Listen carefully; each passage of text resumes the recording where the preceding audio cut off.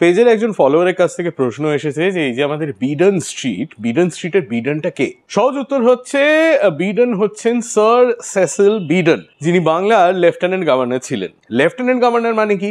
Well, before 1853 ভারতবর্ষের যিনি বড়লাট ছিলেন, গভর্নর জেনারেল, তিনি বাংলার প্রশাসনও সামলাতেন। তো তার এই এক্সট্রা রেসপন্সিবিলিটিটা 1853 পরে একটি আইন তৈরি করে তার কাছ থেকে নিয়ে নেওয়া হয়, আর বাংলার অ্যাডমিনিস্ট্রেশন দেখার জন্য একজন লেফটেন্যান্ট গভর্নরকে অ্যাপয়েন্ট করা হয়।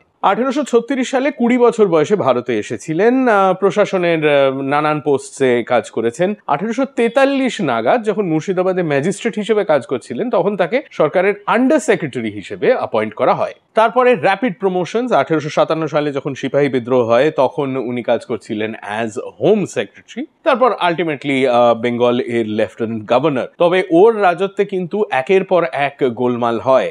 আসামের চায়ের ব্যবসার জন্য উনি এমন কিছু রেগুলেশনস ইমপ্লিমেন্ট করেন যাতে চা ব্যবসার প্রচুর ক্ষতি হয়। তবে সব থেকে বড় ঝামেলা যেটা এই ভদ্রলোক করেছিলেন, দ্যাট কেম ইন 1866। 1866 সালে উড়িষ্যায় দুর্ভিক্ষ দেখা দেয়।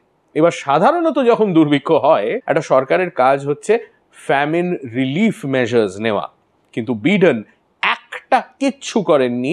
ইনফ্যাক্ট যখন উড়িষ্যায় দুর্ভিক্ষ চলছিল তখন 200 million pounds of rice were exported from India.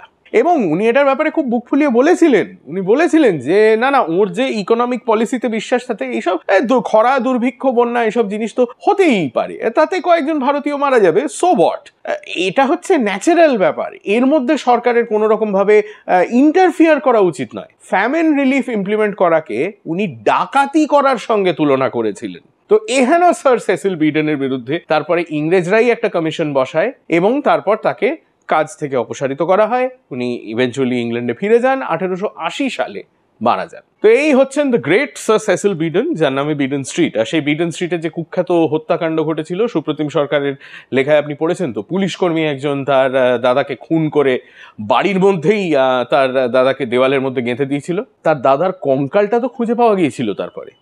সেই কঙ্কালটা এখন কোথায় আছে জানেন? যদি দেখতে চান তাহলে চলে যান মানিকতলার পুলিশ মিউজিয়ামে। The entire skeleton is on display. কলকাতার ইতিহাস সম্বন্ধে আরো যদি জানতে চান তাহলে ইনস্টাগ্রামে ফলো করুন আর ইউটিউবে সাবস্ক্রাইব করুন টু হাফ প্যান্ট হিস্ট্রি।